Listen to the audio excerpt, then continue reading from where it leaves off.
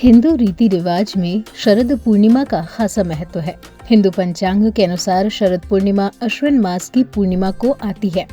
मान्यता है कि साल भर में सिर्फ इसी दिन चांद 16 कलाओं से परिपूर्ण होता है। शरद पूर्णिमा को कौमुदी व्रत, कोजागरी पूर्णिमा और रास पूर्णिमा के नाम से भी जानते हैं। इस दिन श्री कृष्ण ने महारास रचाया था। कहते हैं शरद पूर्णिमा की रात को चांद की किरणों से अमृत बरसता है।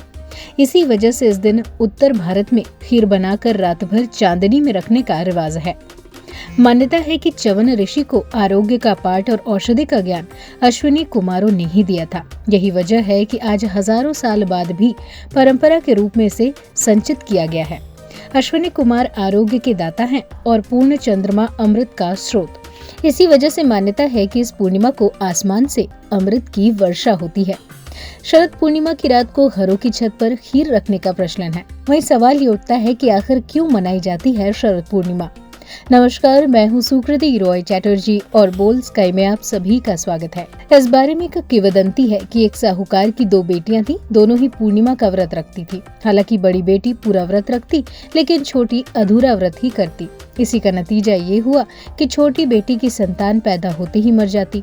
उसने पंडितों से इसकी वजह पूछी तो उन्होंने बताया कि तुम पूर्णिमा का अधूरा व्रत करती हो, जिसके कारण तुम्हारी संतान के जन्म होते ही उसका निधन हो जाता है।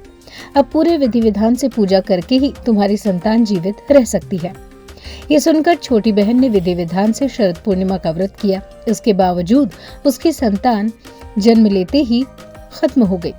इस बात से आहत होकर छोटी बेटी ने संतान को लिटाकर ऊपर से कपड़ा ढक दिया। फिर बड़ी बहन को बुलाकर लाई और उसी जगह पर बैठने को कहा जहां उसने अपनी संतान को कपड़े से ढका था। जब उसकी बड़ी बहन बैठने लगी तो उसका घाघरा बच्चे को छू गया और वो रोने लगा। तब बड़ी बहन ने कहा कि तुम मुझ पर कलंक लगाना चाहती थी, मेरे बैठने से बच्चे की जान चली जाती। इस पर छोटी बहन ने बताया कि इसका तो पहले ही निधन हो गया था, तेरे ही भाग्य से जीवित हुआ है, तेरे पुण्य से ही ये जिंदा हुआ। इस घटना के बाद से वो हर साल शरद पूर्णिमा का व्रत पूरा करने लगी।